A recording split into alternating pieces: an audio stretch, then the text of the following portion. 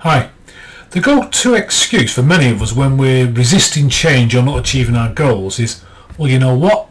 I just didn't have time. And that's one of the biggest lies you can tell yourself.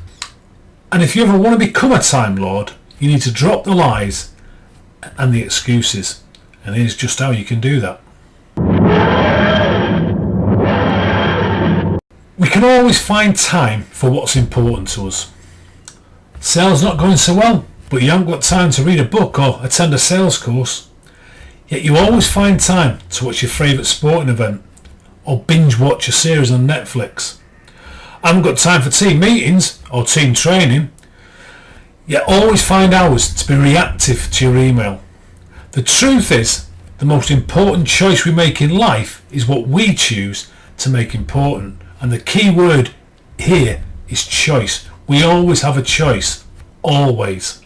And if we're really honest here, we waste a lot of our time doing trivial things. Things that just in the great scheme of things don't deserve the level of importance that we give them. Just to bring this point home, I want to use the example of a client who mentioned on more than one occasion that they wanted to do more walking, be that outdoors or around the factory just to check in on the team. But you know what? They just didn't have time. And if you remember Time Lord tip number 26, where I talked about the idea of just getting started, and if you do, the finishing takes care of itself, I thought to myself, how could we apply that principle here? So I asked, could you just find yourself 15 minutes a day for walking? To which they replied, yes, but, that big hairy but again, but 15 minutes isn't going to make any difference. Well, is that true? Let's take a look at that. Do you realise what 15 minutes a day can add up to? In that time, you could walk an extra mile. That's 2,000 more steps a day, 14,000 steps a week, 730,000 more steps a year, or 732,000 in a leap year. And the penny started to drop.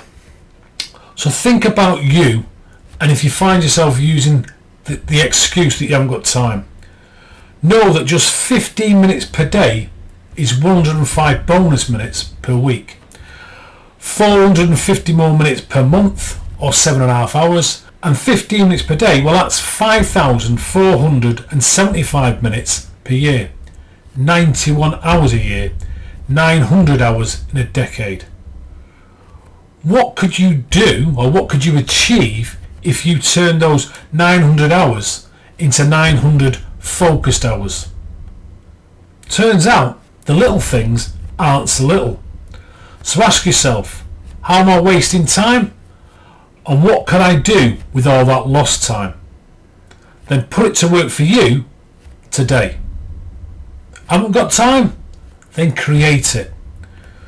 It only works, so give it a go. You'll thank me later.